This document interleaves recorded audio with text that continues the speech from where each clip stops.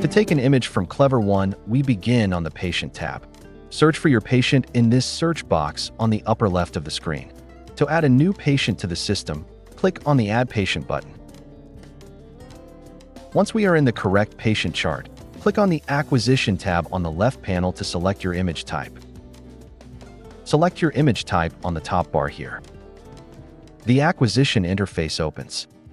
It will then open the CBCT interface to make our selections.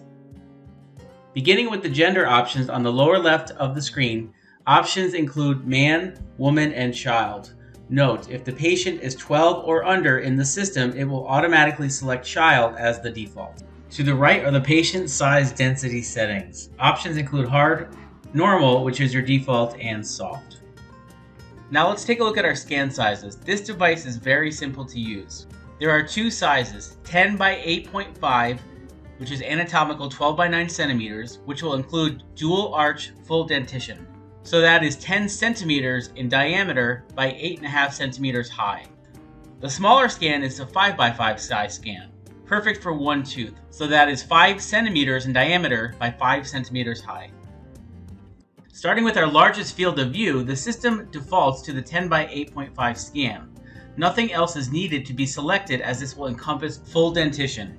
Please note, the Smart Plus system has included an AutoPan option generating a separate panoramic image from the CBCT scan. This can be enabled in system settings. Moving to the smallest size 5 by 5 is appropriate for a single tooth. First, we select the arch under the vertical options, then we select an area under the tooth options section. For ease of use, simply select the desired anatomical area. Your Smart Plus device will adjust to capture the area that was selected in the console window. Additional image options for all sizes include high resolution for best quality and the green setting for reduced radiation. Also, below this, you have voxel-based options that include standard for highest quality and application allowing a larger voxel size.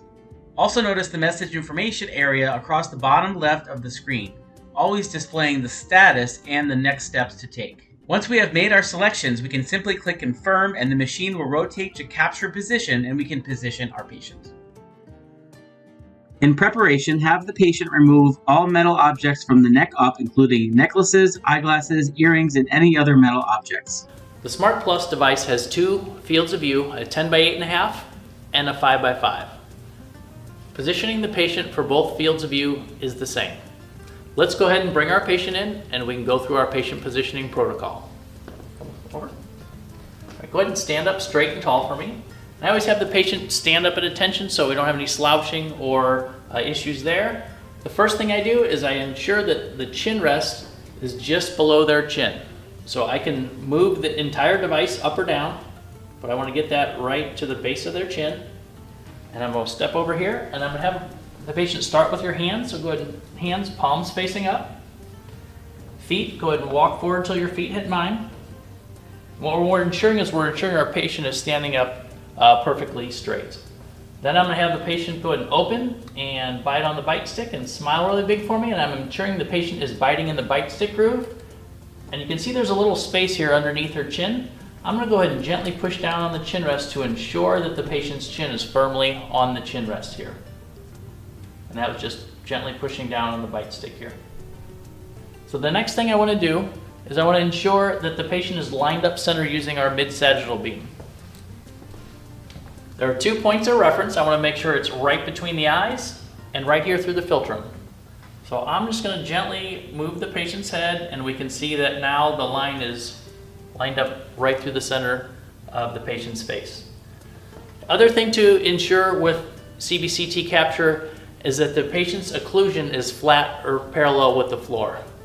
I use the maxillary occlusion as a reference. We want to make sure that that maxilla or the maxillary occlusion is flat. So smile really big for me, and I'm looking at the occlusal surface there. And if the patient's tipped up too high or tipped down, I can always raise or lower the machine. In this case, the patient has a very flat occlusion.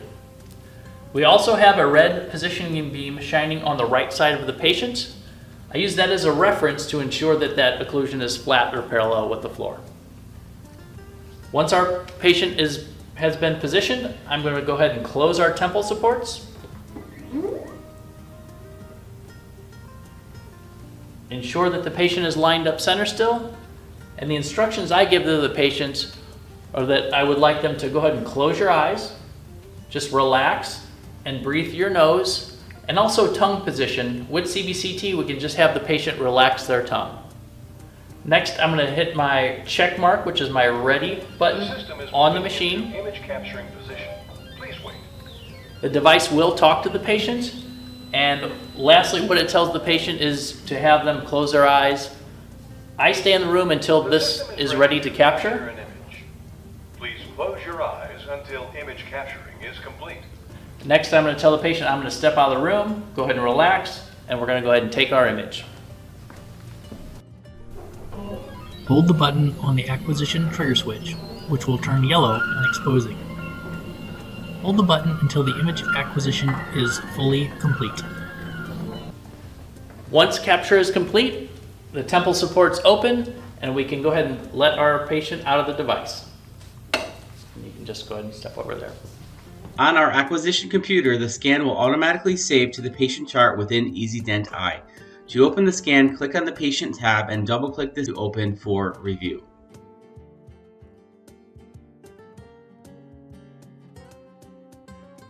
Chin rest with normal bite stick. Special bite B or edentulous rest with normal chin rest. Additionally, use a cotton roll to separate the bite. Special bite B with short chin rest. Utilize the short chin rest with special bite B edentulous rest.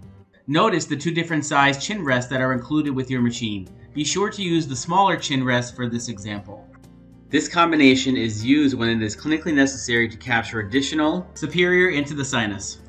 Note, the inferior border of the mandible will not be captured when using this combination.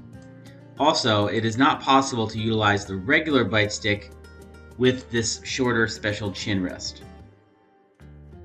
You may also have the patient seated if they have trouble standing. Ideally, it is a good idea to use a chair with rolling feet and have the patient slide toward the device. The same protocol applies when the patient is seated. Have the patient hold in the underhand position on the handrails. Have the spine straight up and chest close to the device, and have the patient bite on the bite stick and continue standard protocol.